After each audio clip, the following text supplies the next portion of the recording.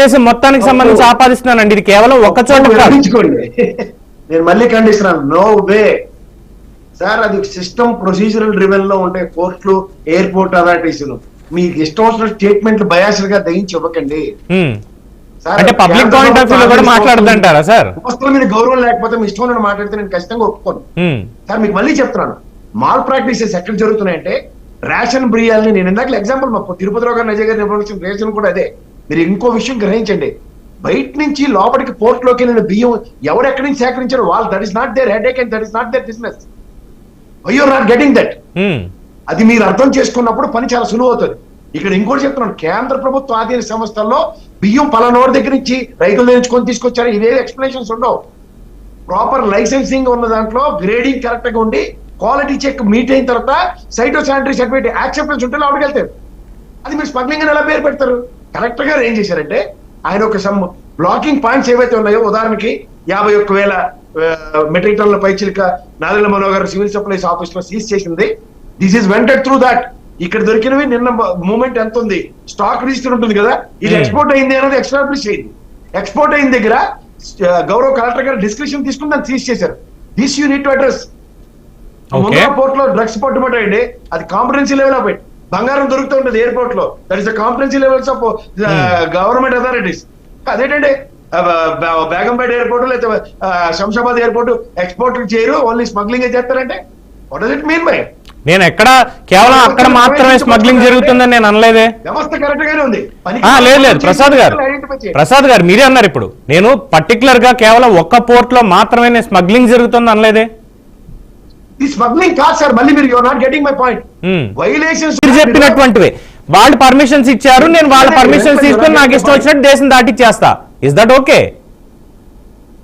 నేనే చెప్తాను సార్, మీరు రేషన్ స్టాక్ పాయింట్స్ లో ఏ బియ్యం అయితే సివిల్ సప్లైస్ నుంచి సప్లై చేస్తున్నారో దానికి సే ఫర్ ఇన్స్టెంట్ 100 పీపుల్ కి సప్లై అన్నది గవర్నమెంట్ ఆఫ్ ఇండియా. మీకు తెలుసో తెలీదో, ఇందాక మీరు ఒక హంగర్ ఇండెక్స్ తో కంపేర్ చేసి చెప్తున్నారు. ఇవాళ జనాభా లెక్కలు జరగలేదు. 118 కోట్ల 2011 సెన్సస్ ప్రకారం మన జనాభా 111 కోట్లు, 118 కోట్లు. ఇప్పుడు 140 దాటిపోయింది. గౌరవ ప్రధానమంత్రి గారు నిన్న బడ్జెట్ సమావేశంలో ఎలక్షన్ క్యాంపెయిన్స్ లో కూడా చెప్పినవి 80 కోట్ల ప్రజలకి ఫ్రీ రేషన్ అందించామని చెప్తున్నారు, including corona pandemic time. Even today Sensex లో మనం ఎంత బిలో పవర్టీలో ఉన్నో ప్లీజ్ అండర్స్టాండ్. మన దేశం ఇవాళ అభివృద్ధి చెందుతూ ఉన్న దేశం అని చిన్నప్పటి నుంచి మీరు, నేను, మా తిరుపతిరావు గారు అందరూ చదువుకున్న టర్మ్. ఈ రోజు కూడా ఆ పదం మారలేదు. కానీ హంగర్ ఇండెక్స్ లో ఉన్న 127 దేశాల్లో 105 స్థానం, 115 స్థానం మన దేశం ఉందన్నది. ఎందుకంటే ఇవాళ పట్టెడు అన్నం తినే దగ్గర ఎవరు తాపత్రయాలు అనుకున్నాయి. ప్యాడీ బిజినెస్ ని హైయెస్ట్ ఎక్స్పోర్ట్ ఎందుకు చేయగలుగుతున్నాం అంటే మనకున్న నిల్వలు. మీరు గమనిస్తే సివిల్ సప్లైస్ అథారిటీస్ దగ్గర ఉన్న స్టాక్స్ ఈ ఫైనాన్షియల్ ఇయర్ కాదు సార్, నెక్స్ట్ ఫైనాన్షియల్ ఇయర్ కూడా మనం అడ్రస్ చేసుకోవచ్చు, అలా ఉంటాయి. అందుకే మీరు కరోనా పాండమిక్ సిచ్యువేషన్ లో నేను అదే ప్రసాద్ గారు చెప్పింది. నేను టెక్నికల్ గా అంత అవసరం లేదు, రావాల్సినవి బయటకు వస్తాయని చెప్పే, టెక్నికల్ గా అవసరం లేదని నార్మలైజ్ చేసి చెప్పా. నేను అన్న పాయింట్ అదే. ఇప్పుడు సాధారణంగా లేదు, అదే చెప్తున్నా పబ్లిక్ డిస్ట్రిబ్యూటరీ సిస్టమ్ అన్న దాంట్లో ప్రసాద్ గారు ఇందాక అజయ్ వర్మ గారు ఒక పాయింట్ చెప్పారు, ఒక పాయింట్ చెప్పారు ఇందాక అజయ్ వర్మ గారు. ఏం చెప్పారు? పవన్ కళ్యాణ్ గారు మేనిఫెస్టో చెప్పేటప్పుడు ఎన్నికల హామీలో భాగంగా ఎవరైతే రేషన్ కార్డు మహిళలు ఉన్నారో వాళ్ళకి డైరెక్ట్ గా అకౌంట్ లోకి అమౌంట్ వేస్తే వాళ్ళకి నచ్చిన బియ్యం కొనుక్కుంటారు అని చెప్పి, వాళ్ళకి తినగలిగినటువంటి బియ్యం కొనుక్కుంటారని. అలానే రైతులందరూ తినలేని బియ్యాన్ని పండిస్తున్నారని నేను తప్పు మాట మాట్లాడను.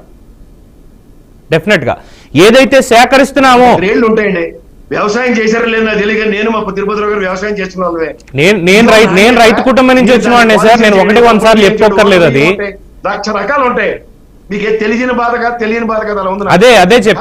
అదే చెప్పేది. ఈ రోజు ఎక్స్పోర్ట్ పాలసీ, ఇంపోర్ట్ పాలసీ ఎంత క్రిస్టల్ క్లియర్ గా ఉందో, ప్రొసీజరల్ డీవియేషన్స్ దగ్గర గౌరవ అథారిటీస్ పట్టుకుంటుంటే మీరు అకార్డింగ్ టు యువర్ కన్వీనియన్స్ మారుతుంటే. ఇవాళ మీకు ఒక మాట చెప్తున్నాను, ఆర్టీసీ చైర్మన్ ఎవరికో పదవి ఇచ్చాడు, పైన ఎయిర్పోర్ట్లు తిరుగుతున్న ఏరోమాలను ఎవరైనా పట్టుకోవడానికి వెసులుబాటు ఉంటుందా? ఆర్టీసీ చైర్మన్ అండి ఈయన. ఏమైనా అర్థం ఉందా? ఇవాళ సెట్ ఆర్టీసీకి హెలికాప్టర్ కి సంబంధం లేనట్టు నా టాపిక్ కి సంబంధం లేని దాన్ని తీసుకొచ్చి మాట్లాడితే నేనేం చేస్తా? అది ఆగండి, మీరు ఒక విషయమేనండి. మీకు ఇంకోటి చెప్తున్నాను, ఇవాళ ఈ ఎక్స్పోర్ట్ ఇంపోర్ట్ పాలసీలో మినిస్ట్రీ ఆఫ్ కామర్స్, మన స్టేట్ గవర్నమెంట్ పర్వ్యూ కాదు, మినిస్ట్రీ ఆఫ్ కామర్స్ పర్వ్యూలో ఇవి జరుగుతాయి. ఇవి కూడా తెలియకుండా అన్ని నేను ఇందాక స్టార్టింగ్ లోనే నేను తిరుపతిరావు గారిని, ప్రసాద్ గారు, నేను అదే అడిగా ఆయన్ని. కాకినాడ పర్వ్యూలో సార్ ఇక్కడ కాకినాడ పర్వ్యూ కాదు, నేను బ్రేక్ తర్వాత చెప్పిన పాయింట్ మీరు వినండి ఒకసారి, దయచేసి వినండి. నేను కాకినాడ పాయింట్ ఆఫ్ వ్యూలో కాదు. ఎంత గొల్లి పెట్టుకుంటారు ఎవడైనా, నాకు అర్థం కావట్లే. మీరు నా వెర్షన్ వినండి ఫస్ట్. నేను ఎవరికి కాంట్రాక్టరీ స్టేట్మెంట్స్ మీరు ఇస్తున్నారు. నేను ఇక్కడ ఎవరికి నేను కాంట్రాక్టరీ స్టేట్మెంట్ లేని పట్ల ఒకరికి బయాస్ గా అంతకు మించి మాట్లాడట్లా, పబ్లిక్ పాయింట్ ఆఫ్ వ్యూలోనే మాట్లాడుతున్నా. స్మగ్లింగ్ చేస్తున్నాడు మాట్లాడుతుంటే మరి ఖండించుకుంటే ఏం చేయాలి సార్?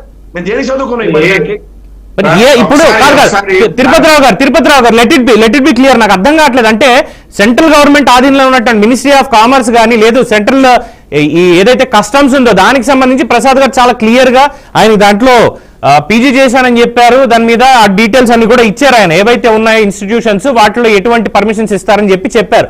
అంటే ఇప్పుడు నేను ఇందాక చాలా క్లియర్ చెప్పాను, నేను ఒక రేషన్ కార్డు దారుణ్ణి, నాకు గవర్నమెంట్ బియ్యం ఇచ్చింది తక్కువ ధరకే, నేను కొనుక్కున్నా, కానీ నేను తినాలో వద్దా నాకు తెలియదు, నేను తినను, నేను వేరే బియ్యం ఏది తింటా, దీన్ని నేను ఉపయోగించుకోలేను, నేను ఎవరికో అమ్మేశా, వాడు ఏం చేసుకుంటే నాకెందుకు, నాకు అవసరం లేదు. వాడేం చేశాడు, ఇక్కడ వీళ్ళందరూ ఇచ్చినటువంటి పర్మిషన్స్ తోటి గవర్నమెంట్ నాకు సరఫరా చేసినటువంటి బియ్యాన్ని తీసుకెళ్లి వేరే దేశాలకి ఎక్స్పోర్ట్ చేస్తున్నాడు, విచ్ ఇస్ పర్మిషన్ లేనిది. అది నాకున్న నాలెడ్జ్ లో బేసిక్, ప్రసాద్ గారు ప్లీజ్ డోంట్ ఇంటరప్ట్, నాకున్న నాలెడ్జ్ లో పర్మిషన్ లేనటువంటిది.